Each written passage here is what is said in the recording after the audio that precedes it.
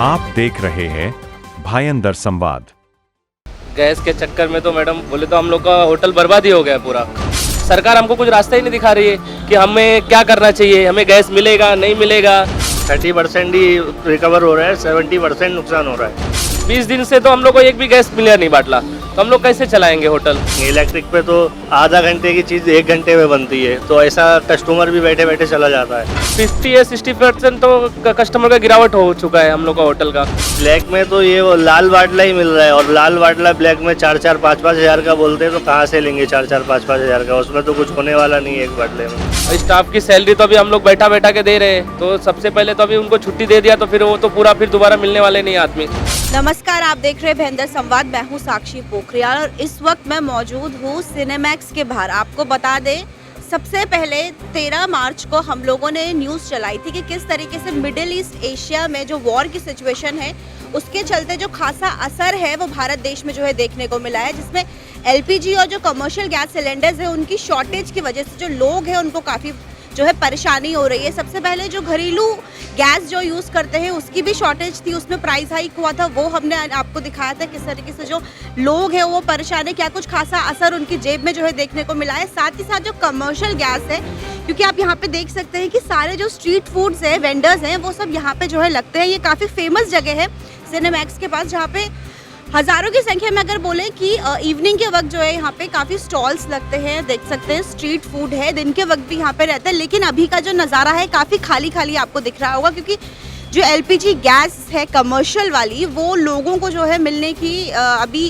कितना भी कोशिश करने के बाद, क्योंकि वो हमने जब पिछली न्यूज़ में भी बात किया था तो उन्होंने कहा था कि जो ब्लैक में है 5,000 देने के बावजूद भी वो नहीं मिल रहा है। तो अभी हम यहाँ पे मौजूद हैं, करंट सिचुएशन जो है वो क्या है, क्या किस तरीके से जो कमर्शियल गैस है वो मिल रही है नहीं मिल रही है, क्या कुछ जो कारोबार है उस पर असर हुआ है, बात करेंगे यहाँ पे। सबसे पहले आप यहाँ पे देख सकते हैं प्राइम पानीपुरी और ये वाला जो स्टॉल है, यहाँ पे बात करते हैं। अक्सर यहाँ पे हम जब भी आए तो काफ़ी भीड़ जो है हमने देखी है।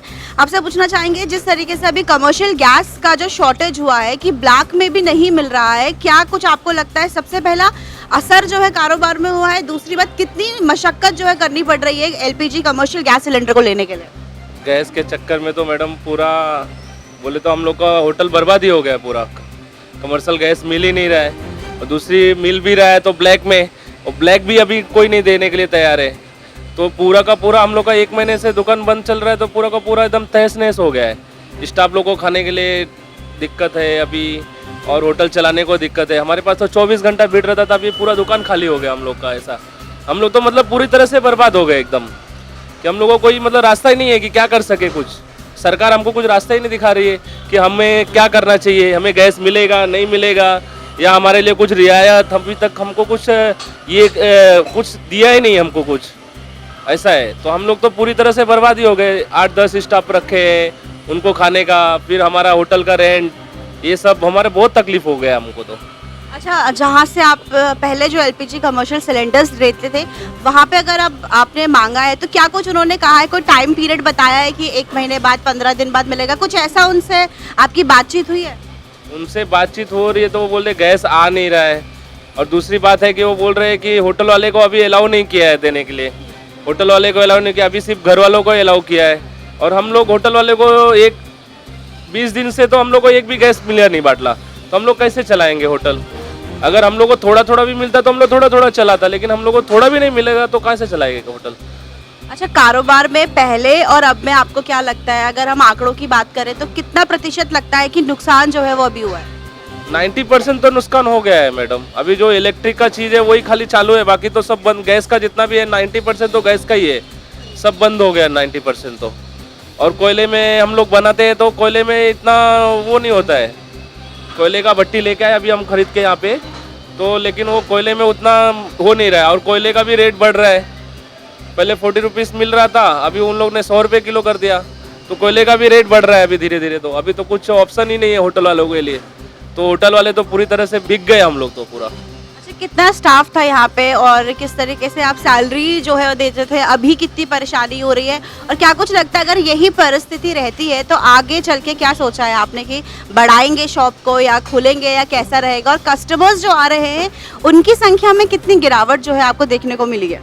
50 या 60% तो कस्टमर का गिरावट हो चुका है हम लोग का होटल का, और बाकी जो 40% आ रहे हैं तो हम लोग कर नहीं पा रहे हैं, हम लोग को मिल नहीं रहा है, तो उसके लिए भी हम लोग मना कर दे रहे हैं कस्टमर को। तो अभी तो पूरा एकदम बेकार हो गया एकदम। स्टाफ की सैलरी तो अभी हम लोग बैठा बैठा के दे रहे हैं, बैठे हैं अभी स्टाफ रूम पे, तो उन लोगों को सबका सैलरी चालू है। अभी उन लोगों को छुट्टी देंगे, कोई झारखंड का है, कोई बिहार का है, कोई यूपी का है, उन लोग चले गए तो फिर हमारा होटल ही पूरा बंद हो गया। फिर ढूंढने से भी आदमी नहीं मिलते आज के डेट में। तो सबसे पहले तो अभी उनको छुट्टी दे दिया तो फिर वो तो पूरा फिर दोबारा मिलने वाले नहीं आदमी काम करने वाले, तो वो हम लोग तो पूरे तरह से मतलब बर्बाद हो गए होटल वाले। ये बोल सकते हैं जो मेन सोर्स ऑफ इनकम था आपका, तो उसमें जो है खासा दिक्कत परेशानी झेलने को मिल रही है और इसके चलते काफ़ी, क्योंकि ऐसा अक्सर देखा गया है क्योंकि जैसे जितने भी जो होटल लाइंस के रहते हैं, जैसे कि हमने पिछली वीडियो में भी आपको दिखाया था किस तरीके से उन लोगों का रोज़ का रहता है, कस्टमर्स डेली आते हैं और डेली उन लोगों के जो है सप्लाई चेन वो बनी रहती है। लेकिन खासा दिक्कत यहाँ पे जब से कमर्शियल गैस सिलेंडर्स का जो शॉर्टेज हुआ है उसको हमें यहाँ पे देखने के लिए मिला। चलिए बहुत बहुत धन्यवाद आपका हमसे बात करने के लिए। यहाँ पे एक और फूड स्टॉल है, यहाँ पे आए हैं, इनसे बात करते हैं किस तरीके की खासा दिक्कत परेशानी जो है इन्हें देखने पड़ी। सबसे पहले आपसे पूछना चाहेंगे क्या सबसे पहला इम्पैक्ट जो है आपको लगा आपके कारोबार में हुआ जब से एलपीजी कमर्शियल गैस का जो है शॉर्टेज हुआ है? एलपीजी गैस का जो शॉर्टेज हुआ है उससे ये फ़र्क है कि हम लोग को गैस मिल नहीं रहा है, किधर से भी नहीं मिल रहा है। जहाँ भी लेने जाओ गैस है ही नहीं। मतलब 1,00,000-1.5 लाख रुपए भाड़ा है दुकान का, 10 जन काम करने वाले हैं, उनका भी देखना है, हमारा भी देखना है। कहाँ से करेंगे? 5-6 हज़ार रोज़ का हमको ऐसे ही जा रहा है हमारा। और दुकान एकदम समझो ना के बराबर चल रही। जो इलेक्ट्रिक है जैसे कि सैंडविच हो गया, पिज़्ज़ा हो गया, फ्रेंच फ्राइज़ हो गया, यही चीज़ बेच पा रहे हैं हम लोग। तो ये बेच के कहाँ से पैसा निकालेंगे, कहाँ से अपना और इनका घर चलाएंगे जो काम कर रहे हैं। अच्छा, पहले में और पहले जब तक शॉर्टेज नहीं थी और अब में आपको क्या लगता है, अगर आंकड़ों की बात करें कितना % आपको लगता है नुकसान जो है वो अभी हुआ है? ऐसा समझ लो 70% नुकसान है, 30% ही रिकवर हो रहा है, 70% नुकसान हो रहा है। और अभी कुछ भी सावधान कुछ भी नहीं हुआ है अभी। जैसे कि हम लोग को गैस मिल जाए या कुछ कहीं से कुछ दूसरा जुगाड़ हो जाए, ऐसा कुछ भी नहीं। इलेक्ट्रिक पे कहाँ तक क्या चलाएंगे? इलेक्ट्रिक पे तो आधा घंटे की चीज़ 1 घंटे में बनती है, तो ऐसा कस्टमर भी बैठे बैठे चला जाता है। क्या करेंगे अभी? यही सब प्रॉब्लम चालू है अभी। अच्छा, ब्लैक में भी अगर आप लेने के लिए कोशिश कर रहे हैं तो क्या प्राइस पे मिल रहा है और नहीं मिल रहा है तो क्या वो बोल रहे हैं, क्या आपकी उनसे बात हो रही है कि कब तक लगता है कि हाँ मिल जाएगा?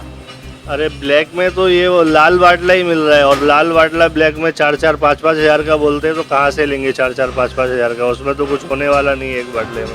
4,000, 3,000 ब्लैक में बोलेंगे तो वो भी किसी के पास है, किसी के पास नहीं है, नहीं दे सकता कोई।